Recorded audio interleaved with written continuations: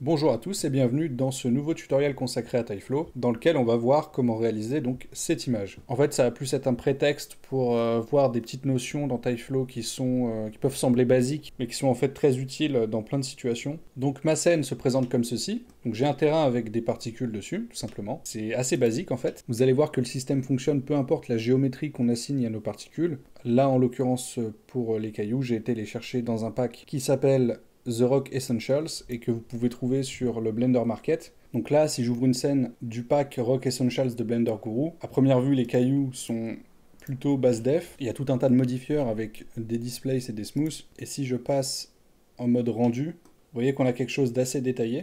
Vous voyez qu'il y a aussi des paramètres qui ont été linkés directement au matériau et qui permettent d'ajouter des détails, de modifier la saturation, les couleurs et certaines propriétés des matériaux. Donc nous, on va pas avoir la possibilité de faire tout ça dans 3ds Max. Néanmoins, on va quand même pouvoir récupérer les modèles et les importer dans Max, leur réassigner les matériaux et on va quand même avoir quelque chose de relativement propre. Alors vous voyez que la topologie est relativement propre. On est sur des cailloux assez low définition. Et j'ai tout simplement été réassigner les maps qui étaient en fait assignées dans Blender aux matériaux de chaque caillou, puisque chaque caillou a ses propres maps. Vous voyez que par exemple pour ce caillou-là, j'ai donc un matériel Véret standard. Dans la diffuse, un composite qui mélange la passe de couleur avec la passe d'AO. Donc ça va nous permettre de faker des ombres en fait, et de venir rajouter du détail et du volume à nos objets. Alors dans la map de réflexion, j'ai utilisé le displace, puisque vous voyez que ça ressemble quand même à une map de réflexion, que j'ai un peu assombri avec un RGB multiply. Pour la réflexion glossiness, j'ai également utilisé la map de displace, tout simplement en l'inversant avec un color correction. Et pour le bump, le node ici Véret normal map, qui va me permettre tout simplement de récupérer du volume. Et pour finir, ici le displacement, donc la map non altérée de displacement, directement pluguée dans le channel displacement de mon matériel. D'accord? Donc j'ai fait ça pour tous les matériaux. Donc c'est pas la partie la plus marrante, hein. Voilà, faut le faire pour tous les matériaux. Donc c'est le problème hein, quand on passe d'un logiciel à un autre, c'est qu'on ne conserve pas les différentes structures de matériaux, de rigs, de setup. Il faut tout refaire en général, en tout cas une partie du travail. On ne peut pas vraiment tout garder d'un logiciel à un autre. Bon, cela étant dit, maintenant on va pouvoir revenir donc, dans notre scène. L'idée, ça reste quand même d'être cohérent par rapport au milieu que vous essayez de composer. Moi, je cherchais plutôt des plantes un peu de ce style-là, c'est-à-dire des plantes qui pourraient comme ça pousser un peu au milieu de nulle part. Vous allez voir que les matériaux sont quand même généralement plus simples. Une bump map avec une color map et ça fait le taf, ça marche très bien. Donc voilà pour ce qui est des prérequis, on va dire, du tutoriel.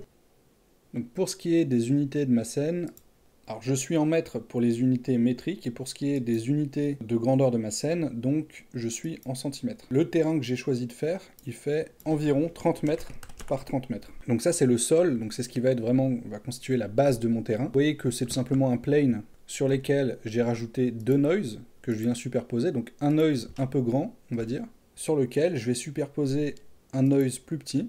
Tout ça, ça me permet en fait de créer de la variation, on va dire, dans mon terrain. Donc je l'anime pas, hein. Tout ça, ces noise-là, on les anime pas. Donc pour ce qui est du matériel appliqué à mon terrain, alors vous allez voir que c'est relativement simple, même si ça paraît un peu compliqué, parce que j'ai plein de nodes avec lesquels je fais des opérations entre différentes maps. Ça reste quand même simple, on va voir ça ensemble. Donc les maps que je vais utiliser pour le sol, je les ai trouvées également dans le pack du Blender Guru, puisqu'en fait, il n'y a pas que des cailloux, il y a aussi des maps pour le sol, donc des ground textures qui sont très très bien. Alors elles sont en 4K, ce qui fait qu'on a quand même pas mal de détails dedans. Donc vous voyez que dans la diffuse, je suis venu encore une fois, donc comme pour les cailloux, mixer l'ambient occlusion avec l'albédo, donc la color map. La color map, elle, je suis venu la travailler un peu avec un noise, tout simplement pour venir créer des zones plus rouges en fait, plus denses. Ça permet de venir casser le côté linéaire de la map.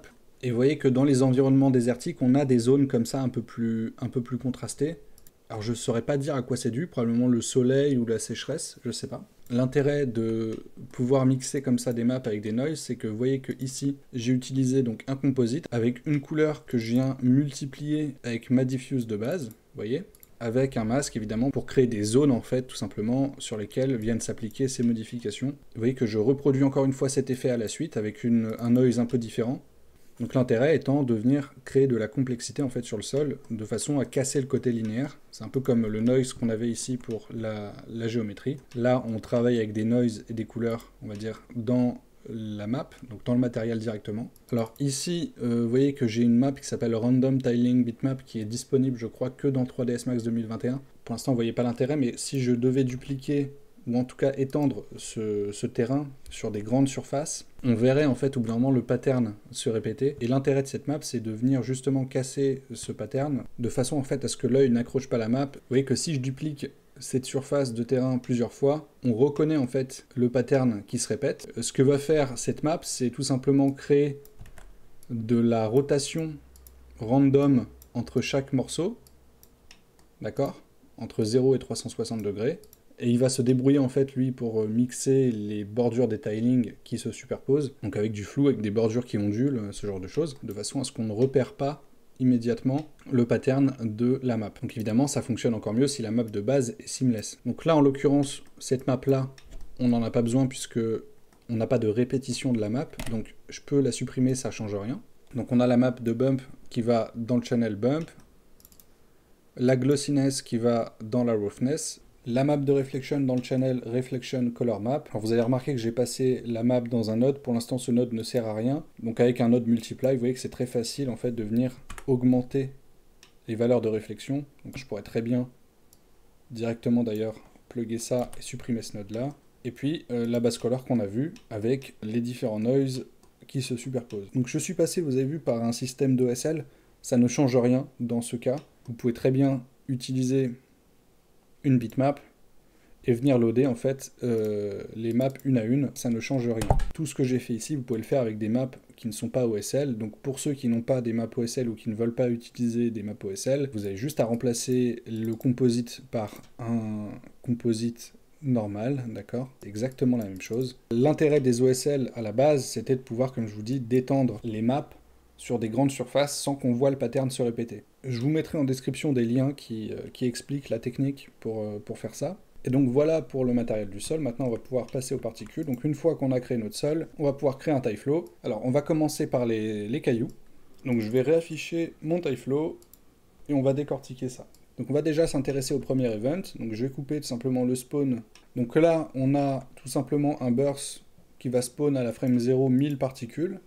Donc j'ai éteint les opérateurs, on va les réactiver au fur et à mesure pour voir un peu comment se construit le flow, sachant que dans ce cas-là, c'est vraiment pas compliqué, vous allez voir. Il y a quelques subtilités, mais globalement, c'est vraiment pas compliqué. Donc, dans mon position object, j'ai un tie collection avec donc à l'intérieur mon ground. Alors je suis passé par un tie collection parce que si vous avez vu mes vidéos précédentes, c'est plus simple si on doit changer ensuite d'émetteur. Donc dans ce tie collection, j'ai mon sol.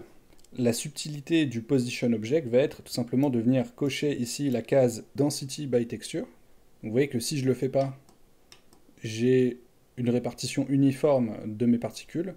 L'option density by texture, elle va me permettre de répartir les particules en fonction d'une texture. Donc là en l'occurrence, j'utilise un noise. Donc, alors on va voir ça ensemble. Donc je vais le prendre, le mettre dans mon éditeur de matériaux. Et vous voyez que c'est tout simplement un noise, donc relativement contrasté. Donc je vais l'afficher sur mon sol, et vous voyez que ça correspond bien à la densité qu'on a. Alors vous voyez quand même qu'il y a des particules qui restent, même si elles ne sont pas sur du blanc. En fait, c'est parce qu'il y a une option ici qui s'appelle Delete if invalid. Alors par défaut, elle est cochée, ce qui fait que ça a vraiment supprimé toutes les particules qui ne sont pas sur du blanc. Le problème, c'est que dans un milieu naturel, c'est jamais vraiment autant uniforme. Donc l'idée ici, ça va être de créer des zones plus denses de particules, sans pour autant supprimer toutes les particules dans certaines zones, puisque ça ferait beaucoup moins naturel, en fait, d'avoir des zones complètement denses et des zones complètement vides. C'est pour ça que je décoche ici cette option, Delete if invalid. Donc voilà, maintenant qu'on a positionné nos particules, on va pouvoir leur attribuer une shape. Donc là, on les voit pas, c'est normal, elles sont toutes petites. Par défaut, elles ont un scale qui est tout petit, mais c'est pas grave puisqu'on va pouvoir utiliser directement un scale, ce qui va me permettre en fait de les grossir. Donc c'est un scale pour lequel j'ai appliqué de la variation puisque les cailloux ne font pas tous la même taille dans la nature, hein. L'important étant de cocher cette case qui s'appelle uniforme, ce qui fait que la variation va toujours s'appliquer sur les trois axes en même temps. D'accord ? On n'aura pas des particules qui vont être étirées dans un sens et pas dans l'autre. Maintenant, si je cache mon sol, on se rend compte que mes cailloux sont tous dans la même direction. Alors ici, on a une option qui nous permet d'aligner à la surface les cailloux. On voit que les cailloux sont bien alignés par rapport à la surface. Donc c'est une option qui peut être pratique dans certains cas, mais là en l'occurrence elle ne me permet pas d'ajouter de la variation sur l'axe Z. Donc plutôt que de passer par cette option, je vais tout simplement passer par un opérateur qui s'appelle rotation.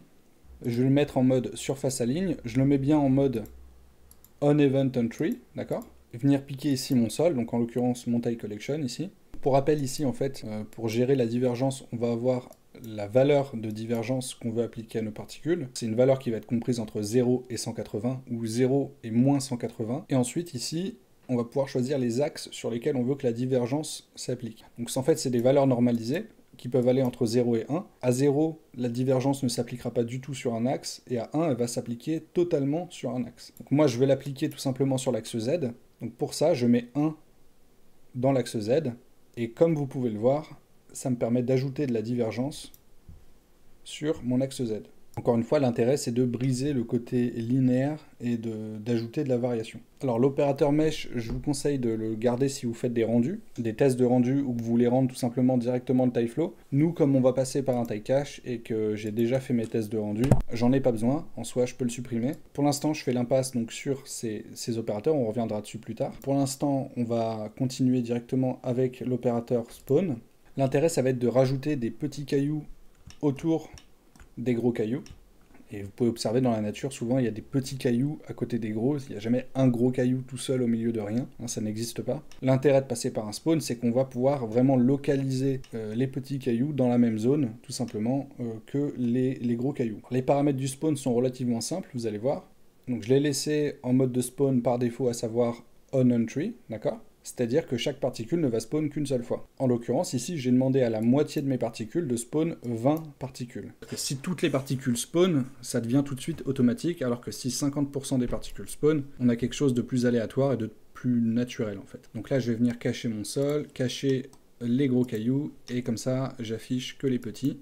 Voilà. Le spread, en fait, il va me permettre de disperser mes cailloux, puisque vous voyez qu'à la base, toutes les particules ont été spawnées à la même position que les particules parents, d'accord, donc que les gros cailloux. Le spread, lui, va me permettre de faire en sorte que mes particules ne soient pas toutes au même endroit. C'est pour ça ici que j'ai rajouté du random spread en X et en Y, pas en Z, puisque Z, c'est l'axe qui constitue la hauteur. On ne veut pas randomiser la position en Z, on veut simplement randomiser la position sur l'axe X et Y. Donc j'aurais pu aller plus loin, j'aurais pu mettre du noise, j'aurais pu utiliser le particle physics, d'accord? Donc c'est la méthode, on va dire, la plus simple pour disperser mes particules. Ensuite, je leur assigne une shape. Alors, c'est pas les mêmes shapes, hein. Vous voyez que là, ici, vous avez les modèles pour les gros cailloux, et ici, les petits cailloux. Donc je leur ai assigné, évidemment, les petits cailloux. Donc pour gérer le scale, en fait, ça se passe ici dans le spawn, dans les inherited properties. Vous voyez que j'ai mis les particules à 200% de leur scale, puisque 100% c'était trop petit. Donc j'ai mis 200% avec une variation de 65. Donc l'intérêt, c'est de pouvoir gérer la taille des particules enfants par rapport à la taille des particules parents. Donc j'ai un seul scale, en fait, il est ici. Et ensuite, je vais pouvoir gérer les paramètres d'inherited directement dans le spawn. Donc là, j'ai un custom properties. Pour l'instant, on n'en parle pas, on va en parler juste après. Comme les particules ne sont plus exactement à la même position que leurs parents, forcément, leur position en Z ne correspond plus à la topologie, en fait, du terrain. Alors pourquoi ça arrive? Tout simplement parce qu'à la base, la position était correcte, mais comme j'ai utilisé un spread, elles se sont déplacées sur les axes X et Y. C'est pour ça que j'ai utilisé un object bind. Alors l'object bind, attention, je décoche la rotation et le scale. Je mets en mode lock to surface, snap to surface, friction 100%, et je viens ici dans le timing, très important, mettre on event entry. Et derrière, on va venir réutiliser un rotation en surface à ligne, de façon à réaligner les particules par rapport à leur nouvelle position sur le sol, et évidemment, rajouter de la divergence. Donc voilà comment le système de base fonctionne. Vous voyez que c'est pas très compliqué, c'est surtout une question de logique. On va maintenant passer à la partie la plus tricky, on va dire, du tutoriel. Donc je vais cacher le sol. Dans mon display ici, je vais afficher les matériaux. Donc là, on voit qu'on a exactement le même matériel sur tous les cailloux. Et vous voyez bien que mes cailloux ont bien des matériaux différents. Alors vous avez dans le Shape Operator une option qui vous permet de venir récupérer pour chaque objet ajouté dans le Shape Operator son matériel original. Donc ici on va dans Instance Material et on peut choisir l'option Inherit from Reference, ce qui va permettre en fait à chaque particule de récupérer le matériel de l'objet référence au moment du rendu. Le problème, c'est qu'on ne peut pas, cette option ne fonctionne pas dans le viewport. D'accord? Si vous souhaitez néanmoins avoir vos matériaux dans le viewport, il va falloir passer par un multisub. Et c'est là que le Custom Properties va être intéressant, puisqu'il va me permettre de réaffecter les bons matériaux aux bonnes particules. Évidemment, ça ne change rien au fait que de toute façon, au rendu, j'aurais eu les bons matériaux, d'accord? La technique que je vous montre ici, elle va vous permettre tout simplement de les récupérer dans le viewport. Donc si je regarde le matériel appliqué à mon TypeFlow, donc je sélectionne mon TypeFlow, je load son matériel. Donc là, il va prendre un peu de temps, c'est normal, voilà. Donc là, j'ai récupéré donc, un multisub qui contient les matériaux de chaque caillou. Donc là, en l'occurrence, il y a 39 matériaux. Vous voyez que chaque matériel correspond à un ID du multisub. 1, 2, 3, jusqu'à 39. Donc comment je récupère les matériaux sur mes particules dans le viewport? Eh bien en fait, sur mes objets références, j'ai des type properties. Et donc pour chaque type properties, on a le même custom float, vous voyez, qui s'appelle multi-ID. Et pour chaque objet, vous voyez que j'ai une valeur différente, qui correspond en fait à la place qu'occupe leur matériel dans le multisub.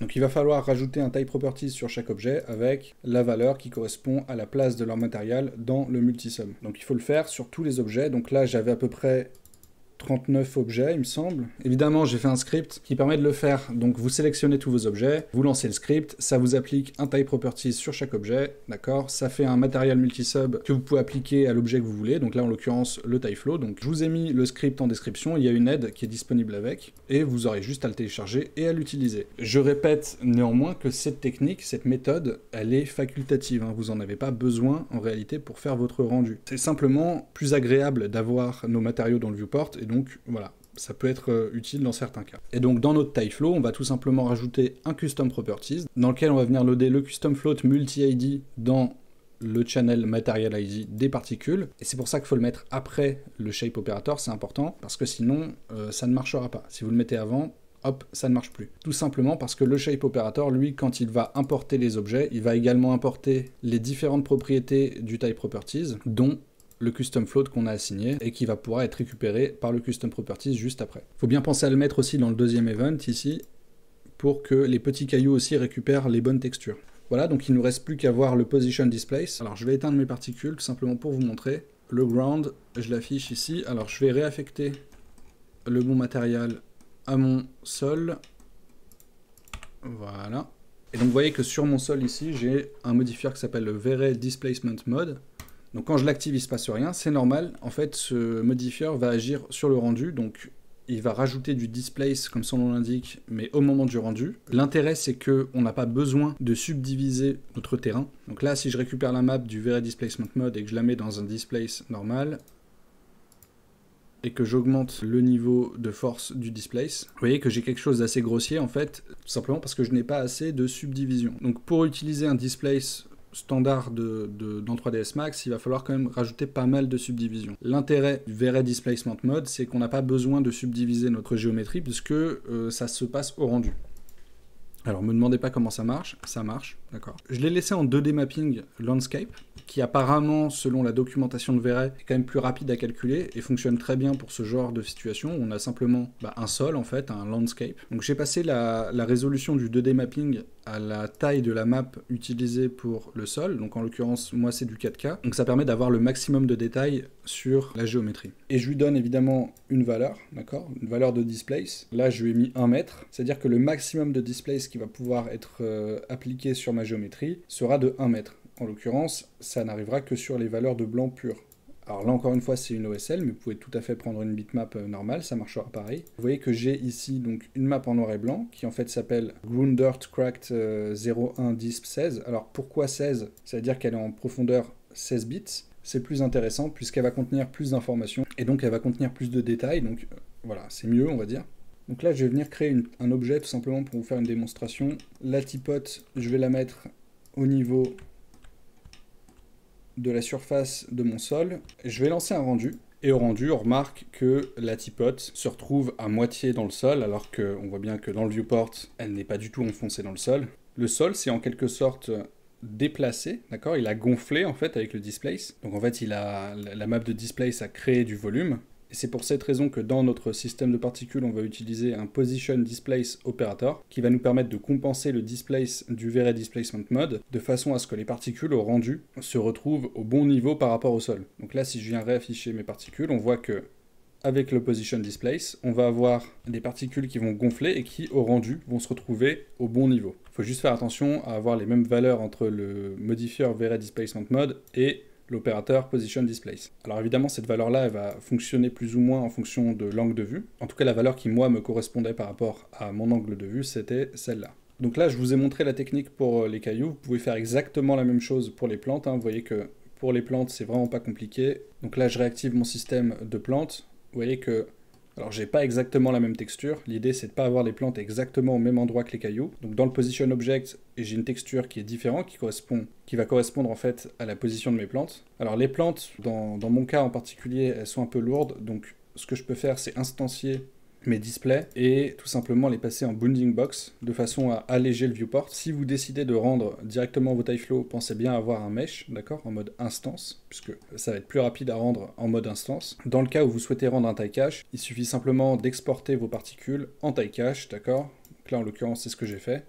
Donc là je vais éteindre mon TypeFlow, je vais afficher mon tie cache. Le tie cache lui il a la possibilité également d'afficher des bounding box. Donc dans le menu déroulant display, vous affichez ici des bounding box. Voilà, c'est plus léger. Donc les cailloux, s'ils sont trop lourds, vous pouvez aussi les afficher en mode bounding box. Donc ensuite, l'idée, c'est qu'on peut rendre tout ça avec Vray. Donc là, je lance un rendu, tout ça se rend très bien. Vous voyez que le position display, ça fonctionnait parfaitement, puisque les cailloux et les plantes se retrouvent au bon niveau par rapport au sol. Donc l'intérêt dans ce genre de situation, c'est de rendre les tie cache en mode instance, d'accord. Ça va être beaucoup plus rapide. Alors au niveau des passes de rendu, j'ai sorti donc une RGB, évidemment, une dirt map, donc c'est une map d'ambient occlusion en fait, une ZDef pour la profondeur de champ, une diffuse, ça peut être utile, et alors là je me suis sorti un masque, c'était pour l'exemple, je m'en suis pas servi en réalité, mais si jamais vous souhaitez sortir le masque d'un tie cache pour l'isoler au compo et le traiter indépendamment des autres éléments, vous allez devoir en fait rendre votre tie cache en mode mesh et non instance, ça ne fonctionne pas en mode instance. Donc ça, c'est dans le cas où vous souhaitez rendre une passe de Vray extra text. Donc c'est une render pass qui va nous permettre d'appliquer unilatéralement une map. Là, en l'occurrence, c'était une color map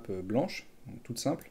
Donc c'est exactement la même chose que pour la dirt map, appliquée uniquement sur un objet. Alors pour ça, je vais dans les paramètres d'exclusion de la render pass. Je sélectionne ici en mode include, c'est important, mon tie cache.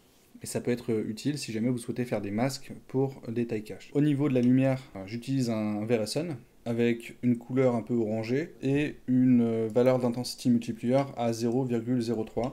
Je précise également que je n'utilise pas la map d'environment map fournie par Vray, tout simplement parce que je n'en ai pas l'utilité, je ne vois pas à quoi ça sert dans mon cas. Dernière petite astuce quand même avant de finir le tutoriel, le site j'avais expliqué ce que c'était dans des vidéos précédentes, c'est tout simplement une valeur de random en fait, d'aléatoire qui va s'appliquer sur tous les paramètres qui vont par défaut appliquer de l'aléatoire sur les particules, donc de la variation. Donc si on va par exemple dans l'opérateur rotation, donc c'est un opérateur dans lequel on a mis de la divergence, donc c'est un paramètre aléatoire, on va pouvoir comme ça modifier la manière dont la variation est appliquée aux particules. Donc on va en fait randomiser en quelque sorte les valeurs de random appliquées aux particules. Donc là je vais pouvoir comme ça rapidement changer. Donc si je veux modifier la position de mes particules, tout en conservant les paramètres que j'ai définis ici, donc par exemple ici le density by texture, il suffit simplement de modifier le seed du position object operator. Donc ça c'est intéressant qu'on va avoir des looks rapidement différents sur nos particules, si jamais on n'est pas satisfait. Donc ça on peut le faire sur chaque opérateur indépendamment. On peut faire un clic droit sur l'event pour aller chercher l'option Reseed All Operator pour venir randomiser tous les seeds de tous les opérateurs qui sont présents dans l'event. Donc ça marche sur les opérateurs, on peut faire clic droit sur un opérateur Reseed Selected, on peut le faire sur plusieurs opérateurs différents. Et on peut le faire sur tous les opérateurs dans un TypeFlow. Si on va dans le menu contextuel de TypeFlow, Utilities, Reseed All Operator. Et donc là, on le fait sur tous les opérateurs contenus dans le TypeFlow. Donc voilà, c'est la fin de ce tutoriel. N'hésitez pas à poser des questions dans les commentaires. En principe, je réponds à toutes les questions sur les commentaires YouTube. N'hésitez pas à mettre pause, à revenir en arrière ou à ralentir le rythme de la vidéo si jamais vous ne comprenez pas un point en particulier ou si jamais c'est trop rapide. C'est un peu l'avantage des tutos en vidéo, on peut les lire un peu comme on veut. Pensez à regarder la description de la vidéo puisque je vous mettrai tous les liens en rapport avec la vidéo. Donc voilà, je vous retrouve dans un prochain tutoriel qui va être consacré probablement à FumeFX, puisqu'on avait déjà abordé dans un tuto précédent Phoenix FD. Donc là, on va un peu s'intéresser à FumeFX. Pourquoi pas à Krakatoa, je verrai. Et voilà, n'hésitez pas non plus à proposer des tutos, et je vous dis à bientôt.